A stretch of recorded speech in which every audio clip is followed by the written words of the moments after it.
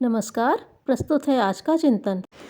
हम ईश्वर के बने, उसके लिए जिए, अपने को इच्छा और कामनाओं से खाली कर दें, उसकी इच्छा और प्रेरणा के आधार पर चलने के लिए समर्पण कर दें, तो परमेश्वर को अपने कण कण में लिपटा हुआ अनंत आनंद की वर्षा करता हुआ पा सकेंगे। त्याग संसार का सर्वोपरि धर्म है, जिस पर समस्त सृष्टि क्रम चल रहा है। लेने और देने, पाने और छोड़ने के विश्व नियम को जो प्राणी जितना आत्मसात कर सका, वह उतना ही विकसित हो पाया। त्याग और सहयोग का विधान अपार शक्तिशाली है, वह सब पर लागू होता है। स्वेच्छा से किया जाने वाला त्याग संतोष और शांति प्रदान करता है। एक का त्याग दूसरे की प्राप्ति का वरदान है। जो त्याग नहीं कर सकता, उससे प्राप्त करने का अधिकार छिन जाता है। भौतिक संपत्ति तो प्रारब्ध से मिल जाती है, परंतु अध्यात्म का अमृत तो ईश्वर की कृपा से ही संभव है।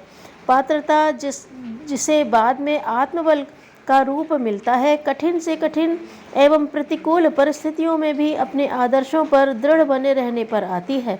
अध्यात्म का सबसे बड़ा चमत्कार यही पात्रता अभिवर्धन है, जो बदले में विभूतियों के अनुदान बरसाने को विवश कर देती है। कारण जगत का परिष्कार आस्तिकता से, सूक्ष्म जगत का आध्यात्मिकता से और स्थूल जगत का धार्मिकता के सहारे ही संभव हो सकेगा। भलाई के कार्यों में यदि कुछ कमी है तो उतनी ही कि उसके फल परिपाक में कुछ समय लगता है। शुभ कर्म का फल समय के गर्भ में जब तक पक नहीं जाता, तब तक उसकी धैर्यपूर्वक प्रतीक्षा करनी पड़ती है। कम स्वादिष्ट, कम उपयोगी फलों के वृक्ष एक वर्ष में ही काफ़ी बड़े हो जाते हैं, किंतु स्वादिष्ट आम धीरे धीरे बढ़ता है, काफ़ी समय के बाद फूलता और फल देता है। शुभ कर्मों के फल भी विलंब से प्राप्त होते हैं, किंतु उनसे प्राप्त होने वाले आनंद में आम के फल की तरह आनंद में कोई संदेह नहीं। बुराई कितनी ही छोटी क्यों ना हो, उसके परिणाम औंधे सीधे ही होते हैं। उससे न व्यक्ति का भला होता है और न समाज का। बुराई से बुराई ही बढ़ती है और समाज को अधोगामी बनाती है। संकल्प कर लो, सोच समझ कर संकल्प लो, लेकिन करने के बाद उसे मत छोड़ो। सत्संकल्प ही भगवान के प्रति सबसे बड़ी निष्ठा है।